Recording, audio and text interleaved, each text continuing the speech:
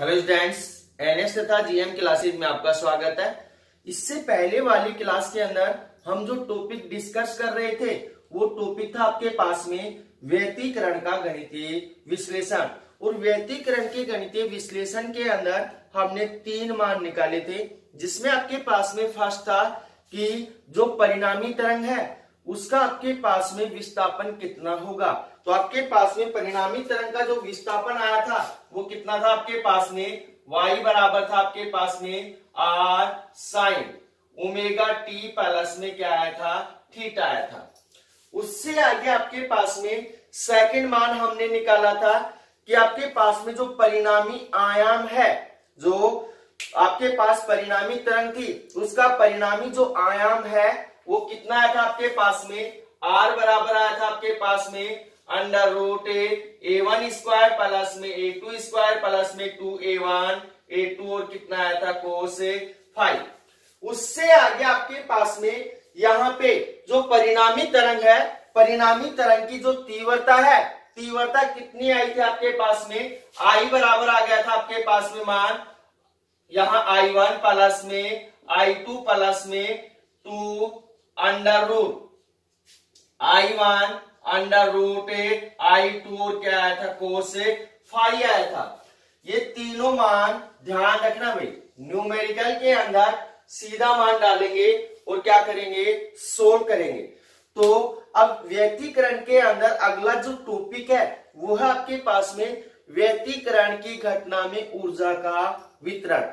तो व्यतिकरण की घटना के अंदर ऊर्जा का वितरण किस प्रकार से होता है, ऊर्जा के मान में कमी होती है या वृद्धि होती है या कोई परिवर्तन नहीं होता है, इसके बारे में हम क्या करेंगे, अध्ययन करेंगे। तो टॉपिक आपके पास में व्यतिकरण की घटना में ऊर्जा का वितरण।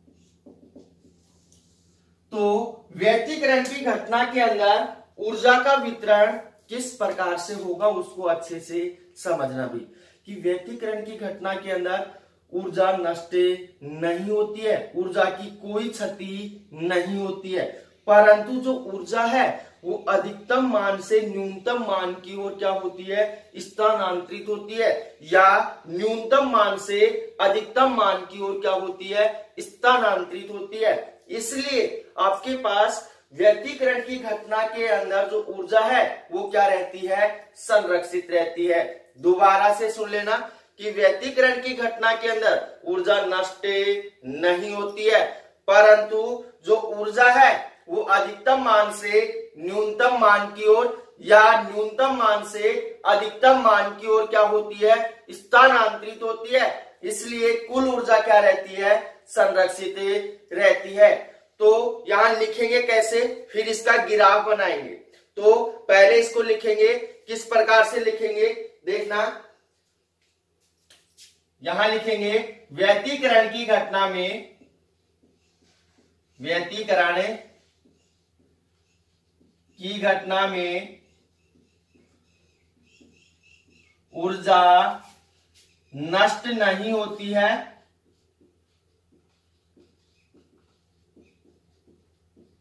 नष्ट नहीं होती है। या इसको आप ऐसे भी लिख सकते हो कि व्यतिकरण की घटना में ऊर्जा खर्च नहीं होती है, परंतु जो ऊर्जा है वो अधिकतम मान से न्यूनतम मान की ओर क्या होती है, स्थानांतरण होता है। परंतु ऊर्जा का अधिकतम मान से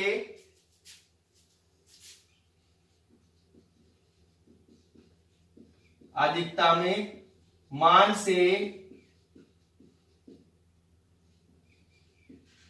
न्यूनतम मान की ओर, न्यूनतम मान की ओर स्थानांतरण होता है। स्थानांतरण होता है तथा कौन से मान की ओर होगा? न्यूनतम मान से अधिकतम मान की ओर क्या होता है? ऊर्जा का स्थानांतरण होता है, तथा न्यूनतम मान से अधिकतम मान की ओर, अधिकतम मान की ओर स्थानांतरण होता है, स्थानांतरण होता है। इसलिए हम क्या कह सकते हैं कि व्यतिकरण की घटना के अंदर ऊर्जा नष्ट नहीं होती है, ऊर्जा क्या रहती है? संरक्षित रहती है। कम मान से ज्यादा मान की तरफ और ज्यादा मान से कम मान की तरफ क्या होती है? उसका स्थानांतरण होता है, उसका संचरण होता है। तो इससे आगे क्या लिखेंगे? इसलिए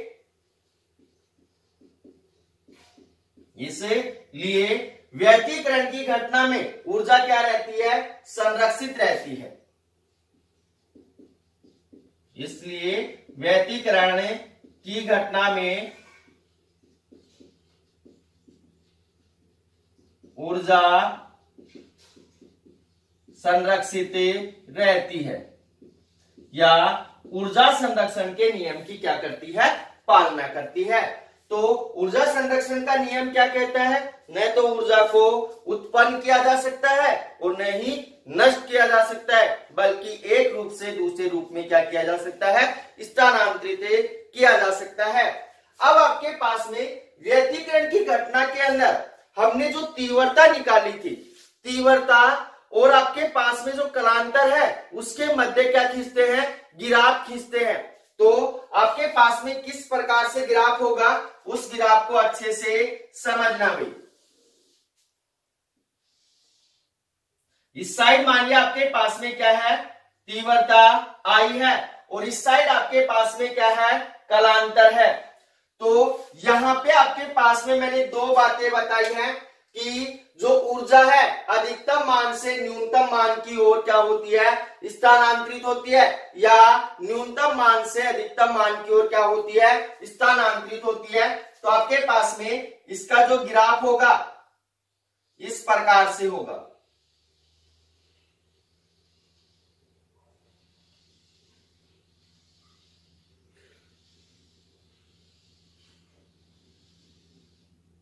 तो आपके पास में यहां क्या है? जीरो है। क्या है? जीरो।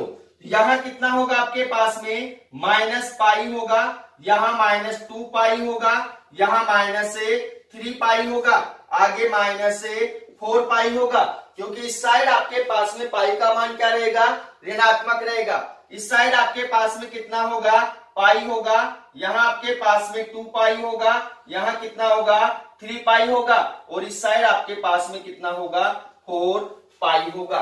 तो ये आ गया आपके पास में व्यतिकरण की घटना में ऊर्जा का वितरण का जो ग्राफ है, ये ग्राफ बनता है तीव्रता आई तथा कलांतर के मध्य। तो उससे आगे आपके पास में अगला जो टॉपिक है वो टॉपिक आपके पास में व्यतिकरण की शर्तें। तो व्यतिकरण की शर्तों को अच्छे से समझना भाई। तो इसका स्क्रीनशॉट लेना चाहते हो तो ले लो, क्योंकि मैं इसको रब कर रहा हूं।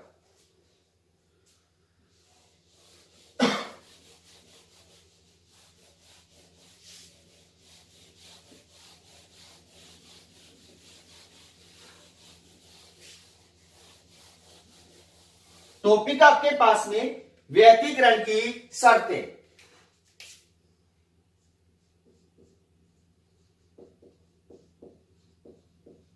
व्यतिकरण की शर्तें। तो व्यतिकरण की कौन कौन सी शर्तें होंगी कि आपके पास में ये शर्तें होंगी तभी व्यतिकरण की घटना होगी, अन्यथा व्यतिकरण की घटना नहीं होगी। तो पहली क्या है आपके पास में कि जो आपके पास में प्रकाश तरंगे होती हैं वो क्या होनी चाहिए? समान कला में होनी चाहिए, या कला का मान समय के साथ क्या होना चाहिए? नियत होना चाहिए। क्या होना चाहिए? जो कला का मान है वो क्या होना चाहिए? नियत होना चाहिए। तो आपके पास यहाँ पे फर्स्ट क्या लिखेंगे? सभी तरंगों के मध्य कलांतर समय के साथ क्या हो, नियत रहना चाहिए। तो यहां पे लिखेंगे तरंगों के मध्य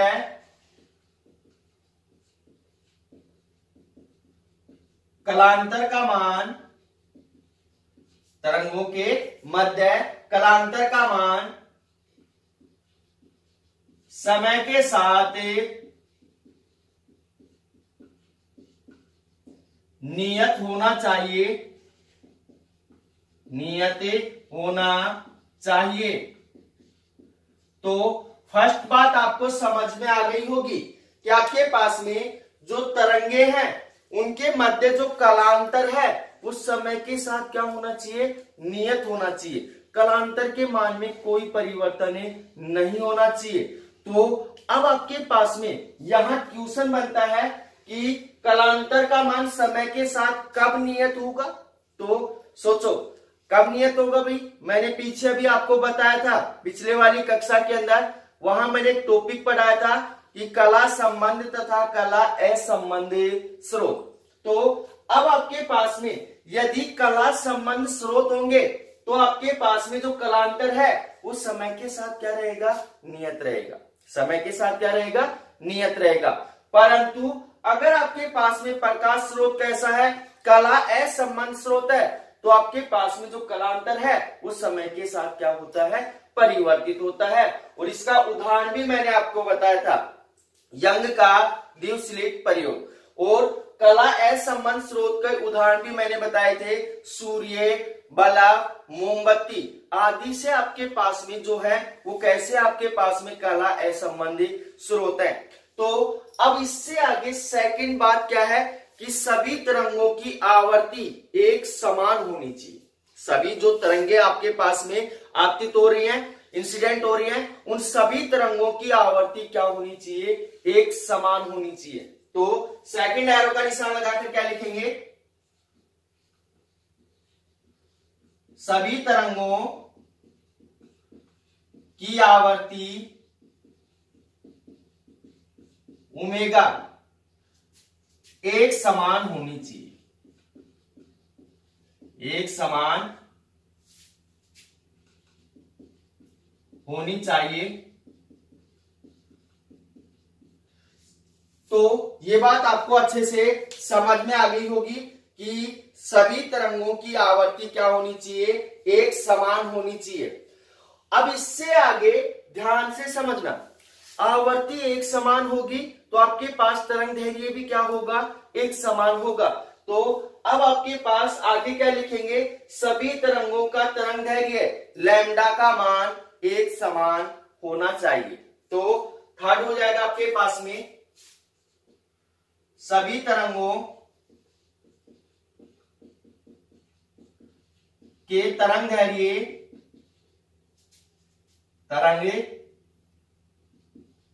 दैर्घ्य का मान समान होना चाहिए, समान होना चाहिए। तो तीन बातें आपको समझ में आ गई होंगी। पहली बात क्या है, आपके पास में तरंगों के मध्य कलांतर का मान समय के साथ क्या हो, नियत हो। दूसरी बात क्या है, सभी तरंगों की आवर्ती क्या हो, एक समान हो। और तीसरी बात आपके पास में सभी तरंगों के तरंग दैर्घ्य क्या हो, एक समान हो। उससे आगे आपके पास में जो चौथी बात है उसको ध्यान से समझना भाई, सभी तरंगे एक दिशा के अंदर क्या होनी चाहिए, संचरित होनी चाहिए, या सभी तरंगों की आपके पास में दिशा क्या होनी चाहिए, एक समान होनी चाहिए।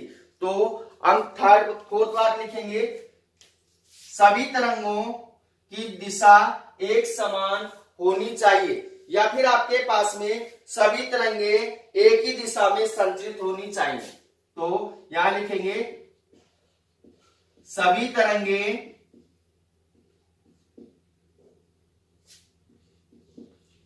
एक दिशा में ही संचरित होनी चाहिए। तो सभी जो तरंगे हैं क्या हो, एक ही दिशा के अंदर क्या हो, संचरित हो। उससे आगे आपके पास में जो तरंगे उत्पन्न करने के लिए आपने प्रकाश स्रोत लिया है, सभी प्रकाश स्रोत क्या हो, एक दूसरे के निकट स्थित हो। तो यहां पे ध्यान रखना भाई, हमने दो तरंगे लिए हैं, तो दोनों तरंगों के लिए जो प्रकाश स्रोत है वो क्या है, एक दूसरे के निकट स्थित होने चाहिए, तभी आपके पास में व्यतिकरण की घटना होगी, अन्यथा व्यतिकरण की घटना आपको नहीं दिखेगी।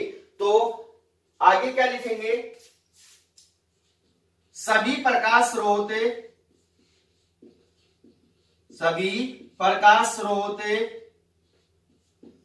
निकट स्थित होने चाहिए, निकट स्थित होने चाहिए। तो ये बात आपको अच्छे से समझ में आ गई होगी कि सभी प्रकाश स्रोत, जितने हम तरंगे लेंगे सभी के लिए क्या होगा, हमें प्रकाश स्रोत की आवश्यकता होगी। प्रकाश स्रोत कौन सा रहेगा आपके पास में, कला संबंध प्रकाश स्रोत रहेगा।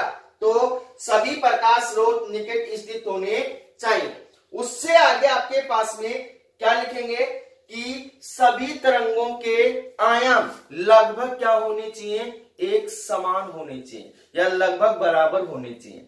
तो आगे क्या लिखेंगे, सभी तरंगों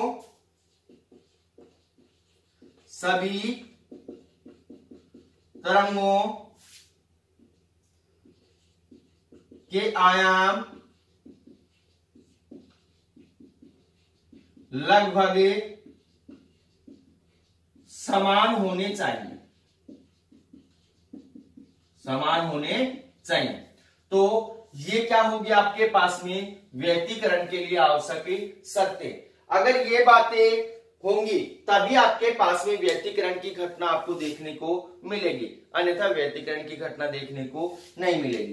तो इनको दोबारा से रिपीट कर रहा हूं, अच्छे से समझ लेना कि आपके पास में फर्स्ट क्या है कि तरंगों के मध्य जो कलांतर है उस समय के साथ क्या रहना चाहिए, नियत रहना चाहिए। या फिर आपके पास में व्यतिकरण की घटना के लिए जो प्रकाश स्रोत है कैसा होना चाहिए, कला संबंध प्रकाश स्रोत होना चाहिए। उससे आगे सभी तरंगों की आवर्ती क्या हो, एक समान हो, तथा तरंग दैर्घ्य भी क्या हो, एक समान हो। उससे आगे आपके पास में सभी तरंगे एक दिशा के अंदर क्या होनी चाहिए, संचरित होनी चाहिए।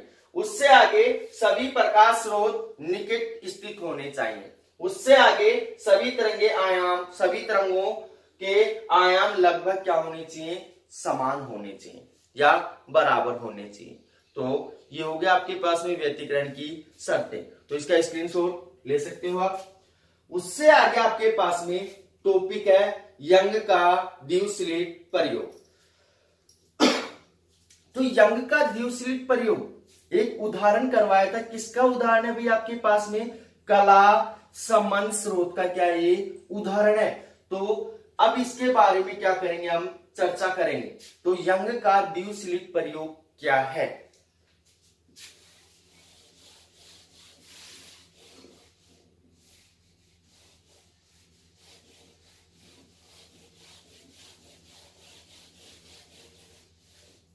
टॉपिक आपके पास में यंग का द्विस्लिट प्रयोग।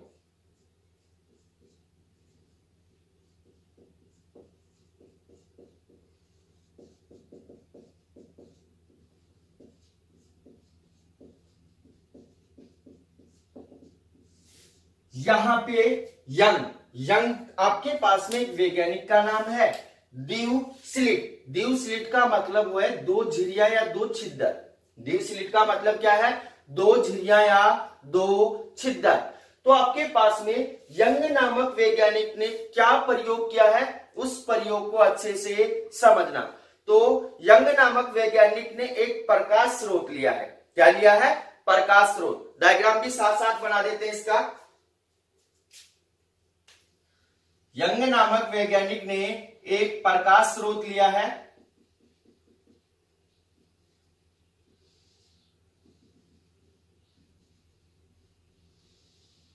ये क्या है आपके पास में, प्रकाश स्रोत है। इस प्रकाश स्रोत के सामने उन्होंने एक पर्दा रखा है। इस प्रकाश स्रोत के सामने उन्होंने क्या रखा है, एक पर्दा रखा है, और इस पर्दे के अंदर दो क्या कर दिए, छिद्र कर दिए, जिनको उन्होंने क्या बोला है, स्लिट बोला है। एक आपके पास में स्लिट S1 है और दूसरी स्लिट क्या है, S2 है, जिनको हम झिर्री भी बोल सकते हैं। आपके पास में कोई पर्दा है, उसके अंदर अगर हम छेद कर दें तो क्या बन जाती है, आपके पास में स्लिट बन जाती है या झिर्री बन जाती है। उससे आगे उन्होंने क्या किया है, इन दोनों स्लिटों के सामने एक अन्य पर्दा क्या रखा है, रख दिया है। एक अन्य पर्दा और क्या कर दिया, रख दिया। इसके ऊपर आपके पास में क्या प्राप्त होंगी, फ्रिंजें प्राप्त होंगी। कैसी फ्रिंजें प्राप्त होंगी, उनके बारे में अभी हम क्या करेंगे, अध्ययन करेंगे। तो यंग नामक वैज्ञानिक ने एक प्रयोग करने के लिए क्या किया है, एक प्रकाश स्रोत लिया है। प्रकाश स्रोत के सामने एक पर्दे के ऊपर दो स्लिट S1 तथा S2 लगा दी है तथा उसके सामने एक अन्य पर्दा लगा दिया है। अब प्रयोग किस प्रकार से किया उन्होंने, उसको अच्छे से समझना कि आपके पास में जैसे ही प्रकाश स्रोत से प्रकाश स्लिट S1 तथा S2 के ऊपर क्या होता है, आपतित होता है। तो जैसे ही प्रकाश स्रोत से प्रकाश क्या होता है, स्लिट S1 तथा S2 के ऊपर क्या होता है, आपतित होता है। तो स्लिट S1 तथा S2 एक नए प्रकाश स्रोत के भांति क्या करती हैं, व्यवहार करती हैं। तो आपके पास में दोनों स्लिटें दो प्रकाश स्रोत के भांति क्या करेंगी, व्यवहार करेंगी। और इन स्लिटों से जो प्रकाश क्या होगा, प्रकाश तरंगे संचरित होंगी, वो सरंग तथा गरज के रूप में चलती हैं। इस बात को नोट करना कि इन स्लिटों से जो प्रकाश तरंगे संचरित होंगी वो सरंग तथा गरज के रूप में चलती हैं। अब सरंग और गरज क्या होते हैं, इसको भी अभी मैं आपको समझा रहा हूं। तो आपके पास में यहाँ पे स्लिट S1 और S2 से जो प्रकाश तरंगे संचरित होंगी वो किसके रूप में होंगी, सरंग तथा गरज के रूप में क्या होती है, संचरित होती है। सरंग तथा गरज के रूप में क्या होती है, संचरित होती हैं।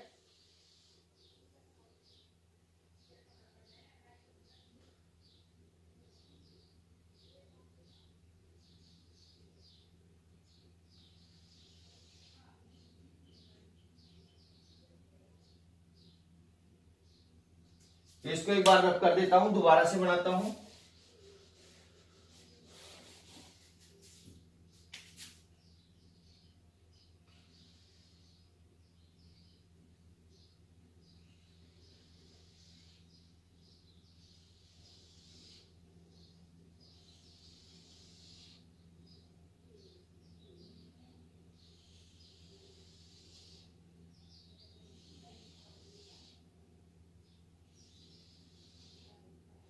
तो आपके पास में सरंग क्या होगा और गरज क्या होगा। तो यहां पे आपके पास में जो डार्क लाइन है, ये जो मैंने पहले बनाई है डार्क गहरी जो लाइन है, वो आपके पास में सरंग है, और ये जो डॉट डॉट है वो आपके पास में क्या है, गरज है। क्या है, गरज। तो इस बात को अच्छे से समझ लेना भाई कि आपके पास में जो इस स्लिट से प्रकाश तरंगे संचरित होती हैं वो किसके रूप में चलती हैं, सरंग तथा गरज के रूप में चलती हैं। जो डार्क लाइन है, गहरी जो लाइन है, वो आपके पास में क्या है, सरंग है, और आपके पास में ये जो डॉट डॉट है वो क्या है, गरज है। ये 11th क्लास में मैंने आपको समझाया था, सरंग और गरज। तो आपके पास में ये क्या हो गया, ये तो आपके पास में जो डार्क लाइन है वो क्या है, आपके पास में सरंग है, और जो आपके पास में डॉट डॉट से दर्शाया है वो क्या है, आपके पास में गरज है। क्या है, गरज।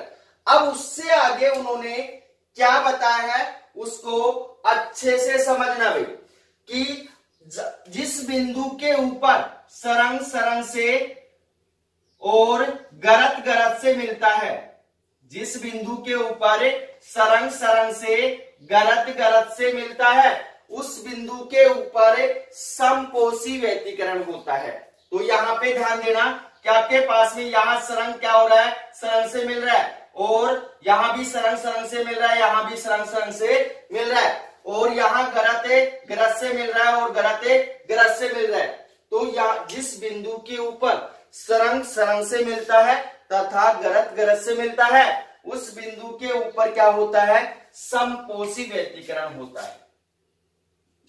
क्या होता है, समपोषी व्यतिकरण होता है तथा पर्दे के ऊपर क्या प्राप्त होती है, एक चमकीली फ्रिंज प्राप्त होती है। जो आपने पर्दा लगा रखा है, इस पर्दे के ऊपर कैसी फ्रिंज प्राप्त होती है, चमकीली, जिसको हम बोल सकते हैं दीप्त फ्रिंज, दीप्त फ्रिंज। तो ये बात आपको अच्छे से समझ में आ गई होगी कि जिस बिंदु के ऊपर सरंग सरंग या गरत गरत से मिलता है, उस बिंदु के ऊपर क्या होता है, समपोषी व्यतिकरण होता है। और समपोषी व्यतिकरण होने के कारण वहां पे क्या बनती है, चमकीली या दीप्त फ्रिंज बनती है। उससे आगे आपके पास में उन्होंने क्या बताया है कि आपके पास में जिस बिंदु के ऊपर क्या होता है, आपके पास में सरंगे गरज से या फिर आपके पास में गराते सरंग से मिलता है।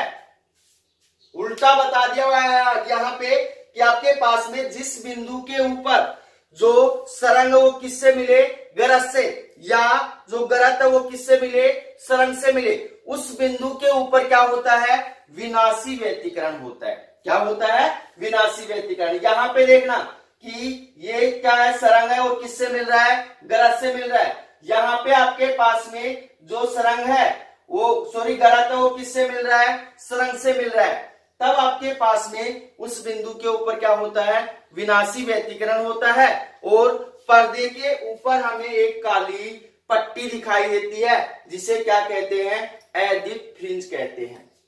तो यहां क्या लिखेंगे, काली पट्टी, जिसको हम बोलते हैं अदीप्त फ्रिंज, अदीप्त फ्रिंज। तो बात आपको समझ में आ गई होगी।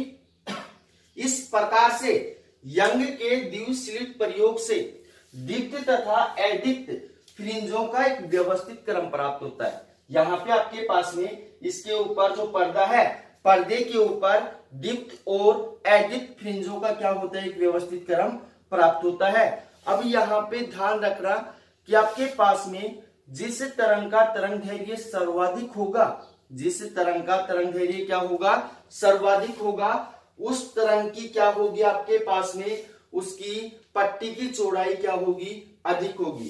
तो या फिर आपके पास में जिस रंग का तरंग दैर्घ्य अधिक होता है, उसका व्यतिकरण की घटना में उस रंग का जो क्या है, आपके पास में पट्टी है, पट्टी अधिक क्या होगी, चौड़ाई की होगी। तो इस बात को अच्छे से समझ लेना कि जिस रंग का तरंग दैर्घ्य क्या होता है, सबसे अधिक होता है, व्यतिकरण की घटना के अंदर उस रंग की पट्टी की चौड़ाई क्या होती है, सबसे अधिक होती है।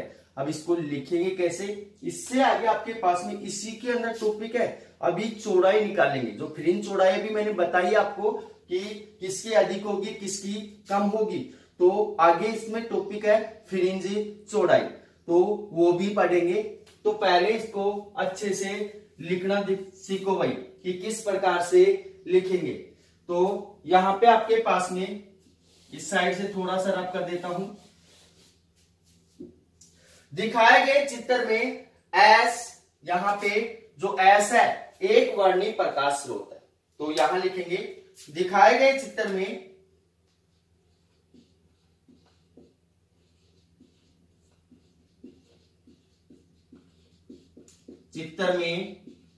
एस एक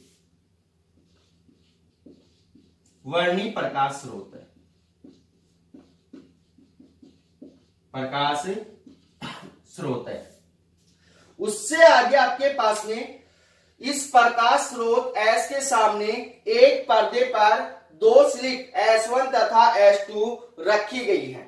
तो यहां लिखेंगे एस प्रकाश स्रोत, एस प्रकाश स्रोत के सामने एक पर्दे पर दो स्लिट S1 तथा S2 रखी गई है। तो ये बात आपको समझ में आ गई कि इसके सामने दो स्लिट S1 तथा S2 रखी गई है तथा इनके सामने एक अन्य पर्दा रखा जाता है तथा इनके सामने एक अन्य पर्दा रखा जाता है,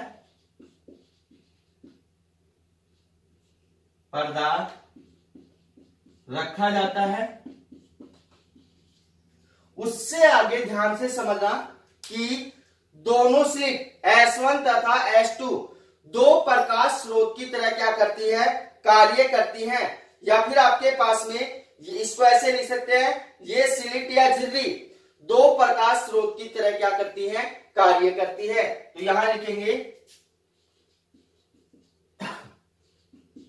ये स्लिट, या इसको हम क्या बोल सकते हैं, झिर्री या छेद भी बोल सकते हैं। झिर्री दो प्रकाश स्रोत की तरह क्या करती हैं, कार्य करती हैं। दो प्रकाश स्रोत की तरह कार्य करती है।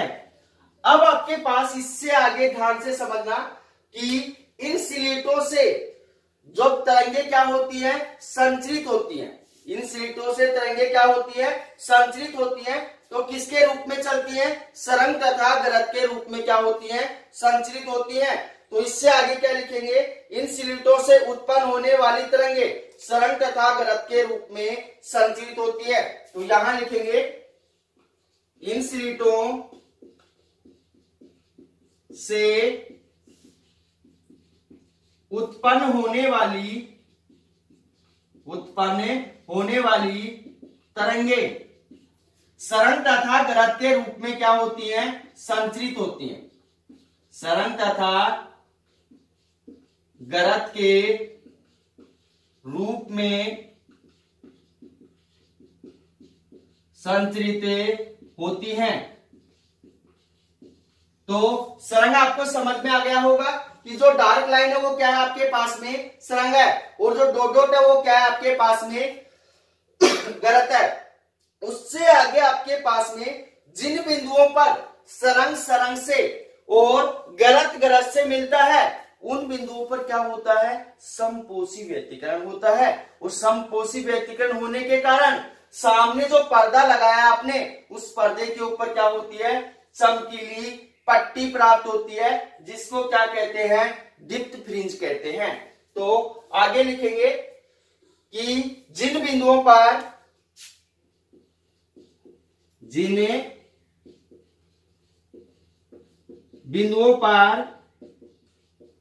सरंग से तथा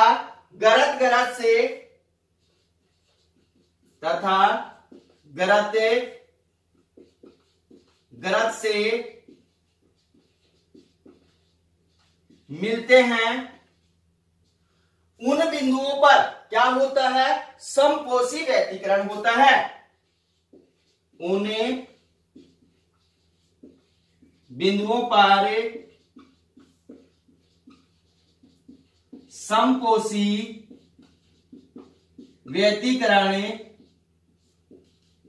होता है, जिसके कारण चमकीली या दीप्त फ्रिंज प्राप्त होती है। तो यहां लिखेंगे जिसके कारण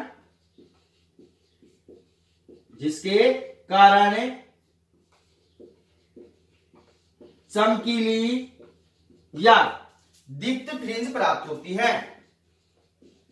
दीप्त फ्रिंज प्राप्त होती हैं।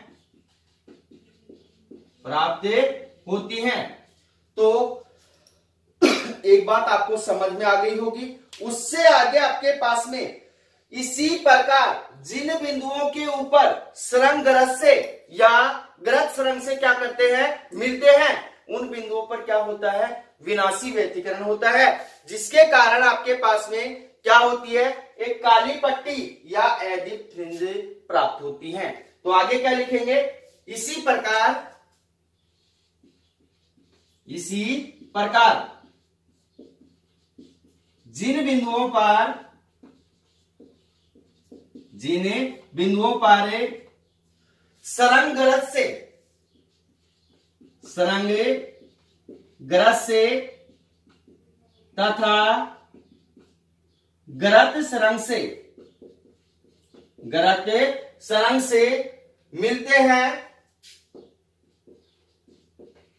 से मिलते हैं उन बिंदुओं पर विनाशी व्यतिकरण होता है। उन बिंदुओं पर विनाशी व्यतिकरण होता है, जिसके कारण क्या होती है, काली या अदित फ्रिंजें प्राप्त होती है। तो यहां लिखेंगे जिसके कारण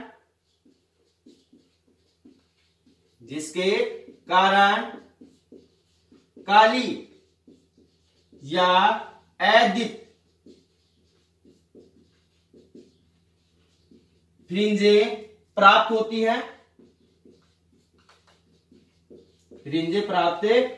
हैं।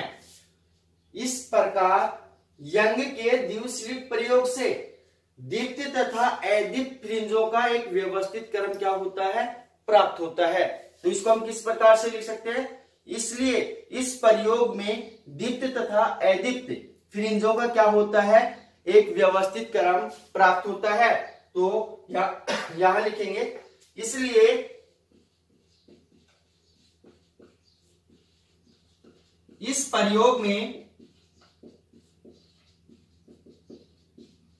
दीप्त तथा अदीप्त फ्रिंजों का एक व्यवस्थित क्रम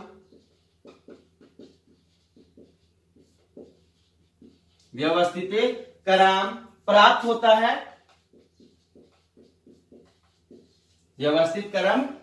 होता है। तो अब आपके पास में व्यवस्थित क्रम आपने निकाल लिया है। अब इससे आगे ध्यान से समझना, एरो का निशान लगाकर लिखना है आपको कि जिस रंग का तरंग दैर्घ्य अधिक होता है व्यतिकरण की घटना के अंदर, उस रंग की जो पट्टी है उसकी चौड़ाई भी क्या होती है, अधिक होती है, या जो फ्रिंज है उसकी चौड़ाई भी क्या होती है, अधिक होती है। तो एरो का निशान लगाकर लिखेंगे जिस रंग का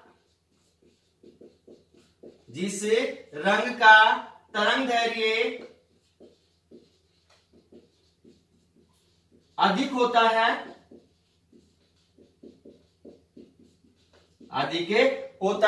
व्यतिकरण की